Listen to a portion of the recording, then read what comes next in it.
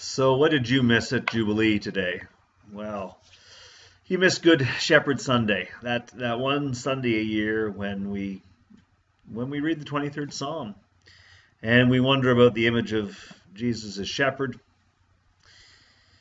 And today we focus on the 23rd Psalm for a couple of reasons. One, the choir was still basking in the glow of last night's performance, the last night of the proms, which was nothing short of spectacular.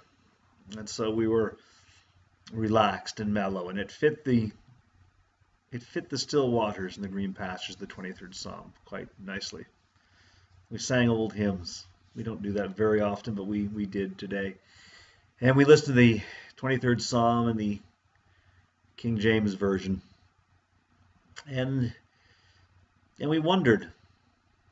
We wondered about times in our lives when we have lived without that feeling of want. I have memories as a child that I shared, moments when it felt as if I didn't want, and recognize that those are fleeting now. I can go back to those times and aspire to them.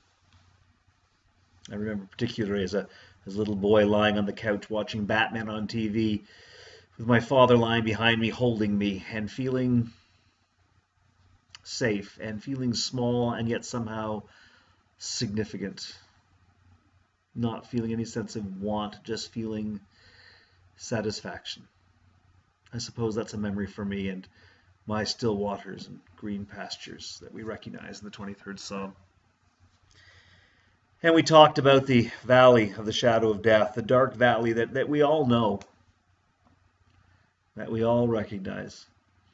And we wondered about what that looks like for us collectively as we watch the news and hear about terrorist attacks, or by ourselves when we await news from the doctor, or grieve the death of one we've loved so much. And we talk about that dark valley and how we come out of that valley. And we recognize that we're never alone, and we've never come out of that valley alone. We've come out of there holding the hand of another, or being lifted up, somehow transported by friends, by love, by God, but never alone. And we wondered about that table set in the presence of mine enemies, and wondered if that's a table that we're supposed to sit at and gloat over our enemies, noting that we have everything we need and they can't change that God has taken care of us, or whether in fact God provides that table in the presence of our enemies so that we might actually invite our enemies to the table, that we might share what we have with those in need. It's funny how tables are great equalizers. Playing cards, sharing meals, laughing at tables. Somehow the table is hospitality, and perhaps the invitation from God is that we should share our table with our enemies and discover that, well, maybe they don't have to be enemies. Maybe there's a way. We talked about that a little bit today. And we talked about what it meant to be anointed.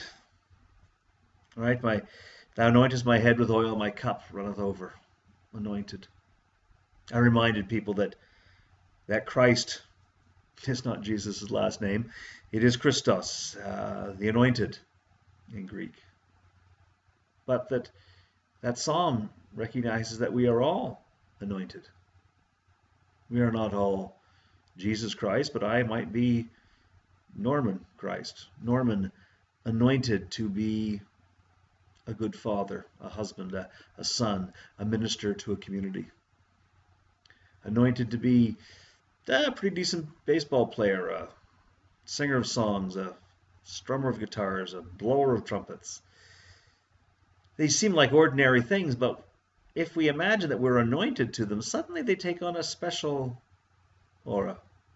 What if I was always meant to? Well, I'm actually created to be a husband to my wife, a minister to my congregation. Suddenly it's not just something you do, it's a calling. The psalm reminds us that we are all called to be who we are, and that what we do is precious and it matters. And of course we finished up with that idea that I will dwell in the house. Oh, surely goodness and mercy. I forgot that. Surely goodness and mercy shall follow me. That promise that goodness and mercy are always with us. Sometimes we have to look for them because they follow us. We have to turn around and look. And occasionally we may see places where goodness and mercy don't seem evident. And so we are called to go to those places that goodness and mercy might follow us and into those places where they're needed. That's our mission. And then came the promise that I will dwell in the house of the Lord my whole life long, forever and ever, a very long time. Depends on whose translation you choose. But I am invited home again and again, and there's always a place for me with God. That's what we shared today with the 23rd Psalm. I don't know what you might have shared had you been with us, but I invite you to have a look at the 23rd Psalm and to think about what it means to you today. And I invite you to make plans to join us because we'd love to see you again really soon.